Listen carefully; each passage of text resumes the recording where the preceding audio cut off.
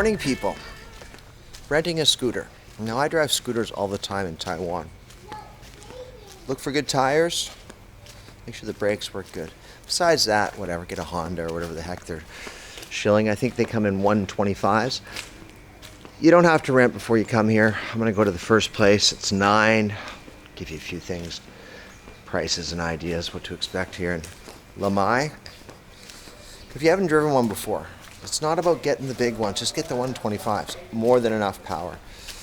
I might pick up a 160 because we got a few backpacks and things, but yeah, you don't need it. It's not necessarily better. Quicker, smaller.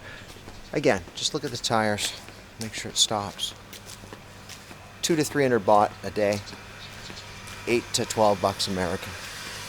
It's a bit early, so I'm going to head up to town, just around the corner, and run you through the whole process. I recommend against not renting before you get here, simply because you can go into the places and you can see the exact bike that you're going to rent. If you reserve it ahead of time, you don't have to because they're every block, and yeah, you get to look at it, right?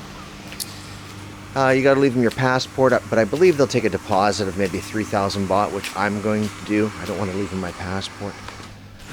There's tons of these scooter shops. You get it, like I was going to rent this, a brand new one. It's a Yamaha, 160 I think, or 155. Those will only run you like 400 baht a day. So that's like 12 bucks a day Canadian for brand new scooter. But for putting around town, just these small ones are fine. Well, we can make a slow walk up there. You ready? Get a little wet. Pay attention to what's coming up.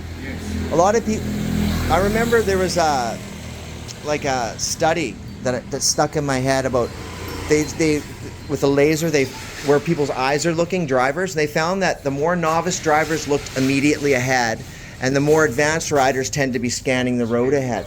So I thought, advice, pay attention to what's coming up or what might happen.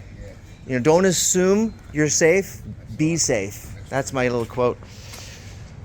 So I left my passport. The guy, he's a Western guy. I chatted with him for a while. That's the standard. He's going to lock it up. But we picked up one of these, 200 bucks a day. It's a 125. That kind of like it's a Yamaha, but like this style has a bigger back seat than this style. So you like it? Yeah. She rides scooters all the time, but you feel more comfortable with that? Smaller, yeah. It's a little. Actually, and these are better for town. They're a little snappier just to go, because you're just putting to the store most of the time. And they're big enough to go on the highway and rip around. You don't have to worry too much. She's just getting a feel for it.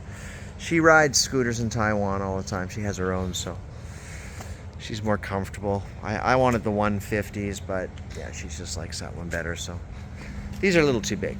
Like, these are long wheelbase, and you know, I wouldn't recommend those for putt, because most you're driving just putting through the town, and these things you can throw around pretty quick.